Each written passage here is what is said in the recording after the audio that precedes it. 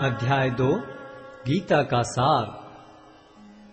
संजय ने कहा, करुणा से व्याप्त शोकयुक्त अश्रुपूरित नेत्रों वाले अर्जुन को देखकर मधुसूदन कृष्ण ने ये शब्द कहे। श्री भगवान ने कहा, हे अर्जुन, तुम्हारे मन में यह कलमश आया कैसे? यह उस मनुष्य के लिए तनिक भी अनुकूल नहीं है जो जीवन के मूल्य को जानता हो। इससे उच्च लोक की नहीं अपितु अपयश की प्राप्ति होती है। हे प्रतापुत्र, इस हीन नपुंसकता को प्राप्त मत हो, यह तुम्हें शोभा नहीं देती। हे शत्रुओं के दमन करता, हृदय की शुद्ध दुर्बलता को त्याग कर युद्ध के लिए खड़े हो। अर्जुन ने कहा, हे शत्रुहंता, हे मधुसूदन, मैं युद्ध भूमि में किस तरह भीष्म तथा द्रोण जैसे पूजनीय व्यक्तियों पर उलटकर बाण चलाऊंगा। ऐसे महापुरुषों को जो मेरे गुरु हैं, उन्हें मारकर जीने की अपेक्षा इस संसार में भीख मांगकर खाना अच्छा है। भले ही वे सांसारिक लाभ के इच्छुक हों, किंतु हैं तो गुरुजन ही। यदि उनका वध होता है तो हमारे द्वारा भोग्य प्रत्येक वस्तु उनके रक्त से सनी होगी। हम यह भी नहीं जानते कि हमारे लिए क्या श्रेष्ठ है, उनको जीतना या उनके द्वारा जीते जाना। यदि हम धृतराष्ट्र के पुत्रों का वध कर देते हैं तो हमें जीवित रहने की आवश्यकता नहीं है, फिर भी वे युद्ध भूमि में हमारे समक्ष खड़े हैं। अब मैं अपनी कृपण दुर्बलता के कारण अपना कर्तव्य भूल गया हूँ और सारा धैर्य खो चुका हूँ। ऐसी अवस्था में मैं आपसे पूछ रहा हूँ कि जो मेरे लिए श्रेयस्कर हो उससे निश्चित रूप से बताएं। अब मैं आपका शिष्य हूँ और आपका शरणागत हूँ, कृपया मुझे उपदेश दें। मुझे ऐसा कोई साधन नहीं दिखता जो मेरी इंद्रियों को सुखाने वाले इस शोक को दूर कर सके। स्वर्ग पर देवताओं के अधिपत्य की तरह इस धन धान्य संपन्न सारी पृथ्वी पर निष्कंटक राज्य प्राप्त करके भी मैं इस शोक को दूर नहीं कर सकूंगा। संजय ने कहा, इस प्रकार कहने के बाद शत्रुओं का दमन करने वाला अर्जुन कृष्ण से बोला, हे गोविंद, मैं युद्ध नहीं करूंगा, और चुप हो गया। हे भरतवंशी धृतराष्ट्र, उस समय दोनों सेनाओं के मध्य शोकमग्न अर्जुन से कृष्ण ने मानो हंसते हुए ये शब्द कहे। श्री भगवान ने कहा, तुम पांडित्यपूर्ण वचन करते हुए उनके लिए शोक कर रहे हो जो शोक करने योग्य नहीं हैं। जो विद्वान होते हैं वे न तो जीवित के लिए न ही मृत के लिए शोक करते हैं। ऐसा कभी नहीं हुआ कि मैं न रहा हूं या तुम न रहे हो, अथवा ये समस्त राजा न रहे हों, और न ऐसा है कि भविष्य में हम लोग नहीं रहेंगे। जिस प्रकार शरीरधारी आत्मा इस शरीर में बाल्यावस्था से तरुणावस्था में और फिर वृद्धावस्था में निरंतर अग्रसर होता रहता है, उसी प्रकार मृत्यु होने पर आत्मा दूसरे शरीर में चला जाता है। धीर व्यक्ति ऐसे परिवर्तन से मोह को प्राप्त नहीं होता। हे कुंती पुत्र, सुख तथा दुख का क्षणिक उदय तथा कालक्रम में उनका अंतर्धान होना सर्दी तथा गर्मी की ऋतुओं के आने जाने के समान है। हे भरतवंशी, वे इंद्रिय बोध से उत्पन्न होते हैं और मनुष्य को चाहिए कि अविचल भाव से उनको सहन करना सीखे। हे पुरुष श्रेष्ठ अर्जुन, जो पुरुष सुख तथा दुख में विचलित नहीं होता और इन दोनों में संभाव रखता है, वह निश्चित रूप से मुक्ति के योग्य है। तत्वदर्शियों ने यह निष्कर्ष निकाला है कि असत का तो कोई चिरस्थायित्व नहीं है, किंतु सत अपरिवर्तनीय रहता है। उन्होंने इन दोनों की प्रकृति के अध्ययन द्वारा यह निष्कर्ष निकाला है। जो सारे शरीर में व्याप्त है उसे ही तुम अविनाशी समझो। उस अव्यय आत्मा को नष्ट करने में कोई भी समर्थ नहीं है। अविनाशी, अप्रमेय तथा शाश्वत जीव के भौतिक शरीर का अंत अवश्यम भावी है। अतः हे भरतवंशी, युद्ध करो। जो इस जीवात्मा को मारने वाला समझता है तथा जो इसे मरा हुआ समझता है, वे दोनों ही अज्ञानी हैं, क्योंकि आत्मा न तो मरता है और न मारा जाता है। आत्मा के लिए किसी भी काल में न तो जन्म है न मृत्यु। वह न तो कभी जन्मा है, न जन्म लेता है और न जन्म लेगा। वह अजन्मा, नित्य, शाश्वत तथा पुरातन है। शरीर के मारे जाने पर वह मारा नहीं जाता। हे पार्थ, जो व्यक्ति यह जानता है कि आत्मा अविनाशी, अजन्मा, शाश्वत तथा अव्यय है, वह भला किसी को कैसे मार सकता है या मरवा सकता है। जिस प्रकार मनुष्य पुराने वस्त्रों का त्याग कर नए वस्त्र धारण करता है, उसी प्रकार आत्मा पुराने तथा व्यर्थ के शरीरों को त्याग कर नवीन भौतिक शरीर धारण करता है।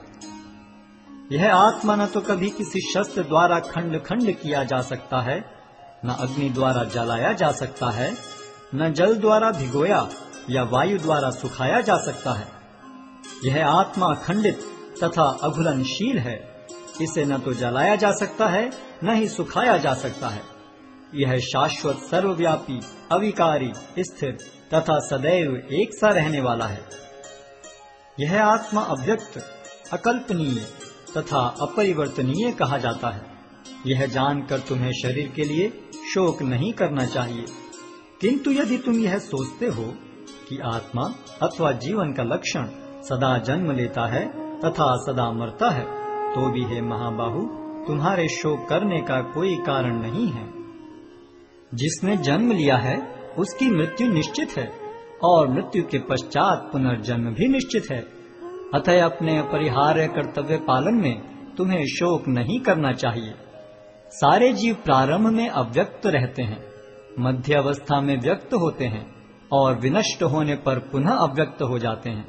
अतः शोक करने की क्या आवश्यकता है।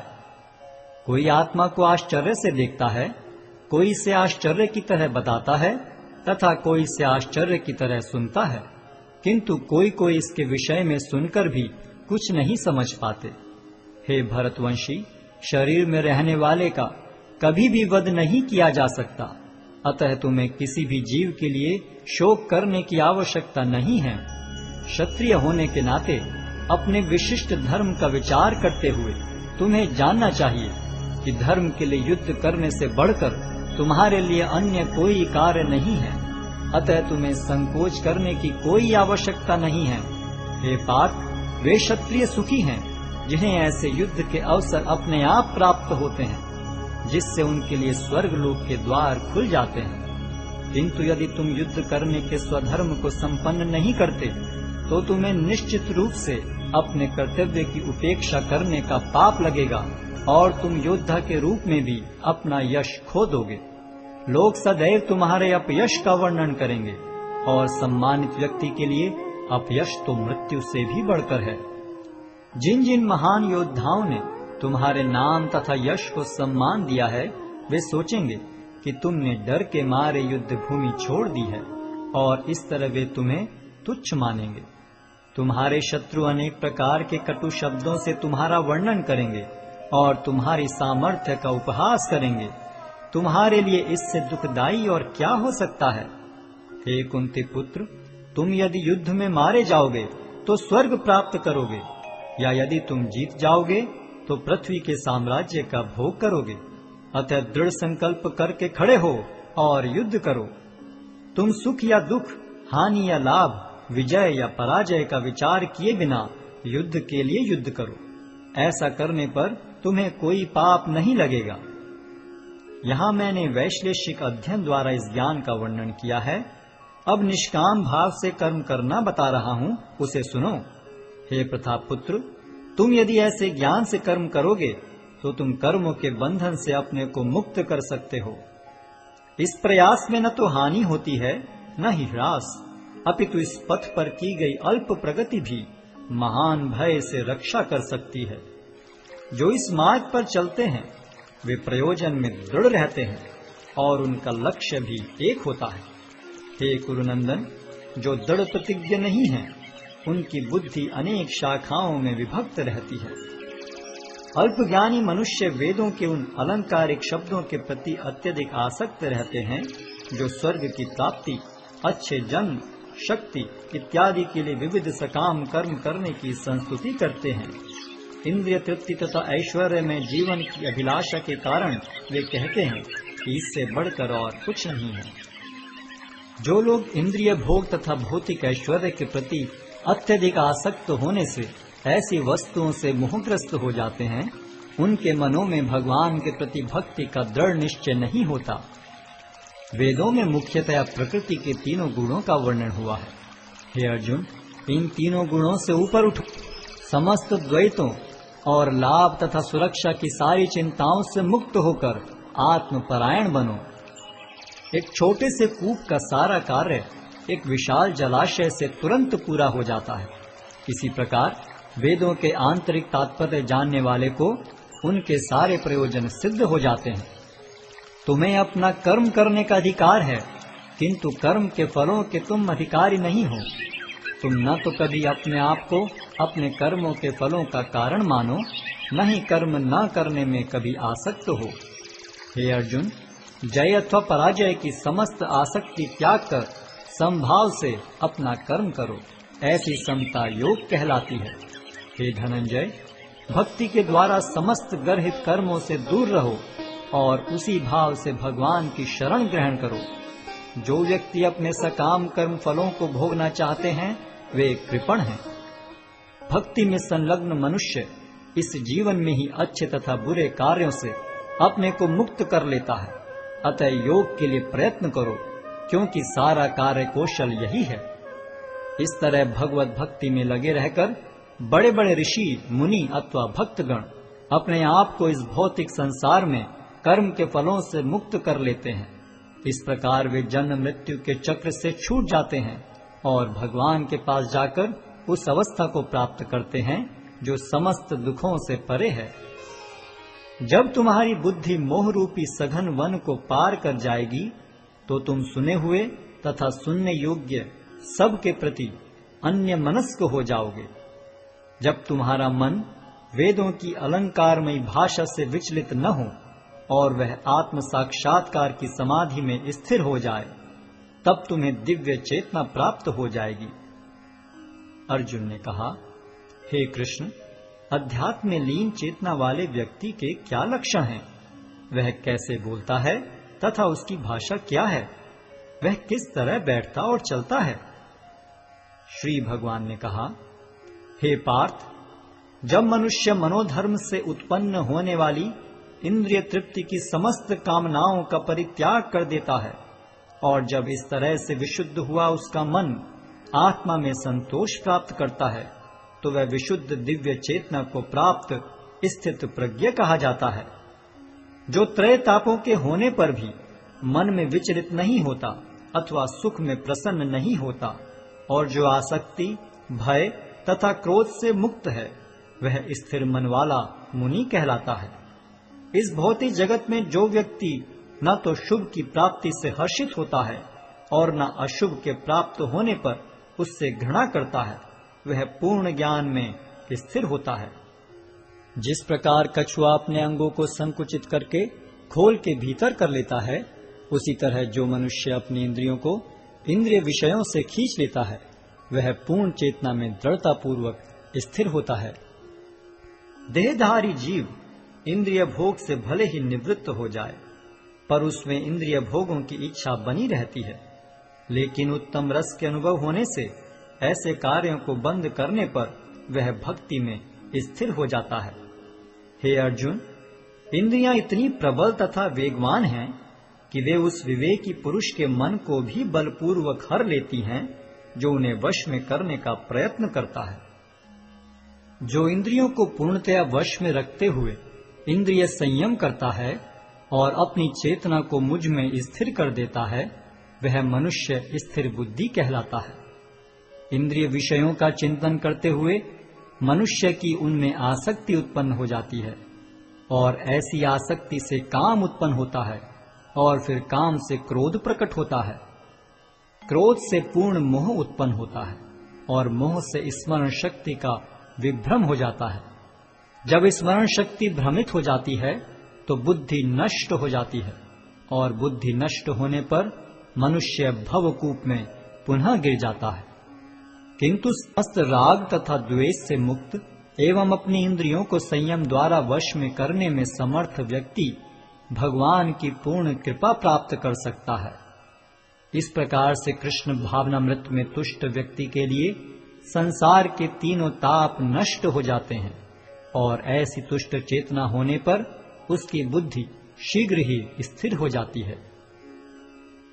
जो कृष्ण भावनामृत में परमेश्वर से संबंधित नहीं है, उनकी न तो बुद्धि दिव्य होती है और न ही मन स्थिर होता है। जिसके बिना शांति की कोई संभावना नहीं है, शांति के बिना सुख हो भी कैसे सकता है। जिस प्रकार पानी में तैरती नाव को प्रचंड वायु दूर बहा ले जाती है, उसी प्रकार विचरणशील इंद्रियों में से कोई एक जिस पर मन निरंतर लगा रहता है, मनुष्य की बुद्धि को हर लेती है। अतः हे महाबाहु, जिस पुरुष की इंद्रियां अपने अपने विषयों से सब प्रकार से विरत होकर उसके वश में है, उसी की बुद्धि निस्संदेह स्थिर है।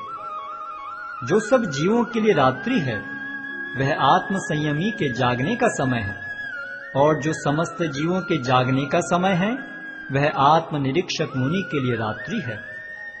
जो पुरुष समुद्र में निरंतर प्रवेश करती रहने वाली नदियों के समान इच्छाओं के निरंतर प्रवाह से विचलित नहीं होता और जो सदैव स्थिर रहता है, वही शांति प्राप्त कर सकता है, वह नहीं जो ऐसी इच्छाओं को तुष्ट करने की चेष्टा करता हो। जिस व्यक्ति ने इंद्रिय तृप्ति की समस्त इच्छाओं का परित्याग कर दिया है, जो इच्छाओं से रहित रहता है और जिसने सारी ममता त्याग दी है तथा अहंकार से रहित है, वही वास्तविक शांति को प्राप्त कर सकता है। यह आध्यात्मिक तथा ईश्वरीय जीवन का पथ है, जिसे प्राप्त करके मनुष्य मोहित नहीं होता। यदि कोई जीवन के अंतिम समय में भी इस तरह स्थित हो, तो वह भगवत धाम में प्रवेश कर सकता है।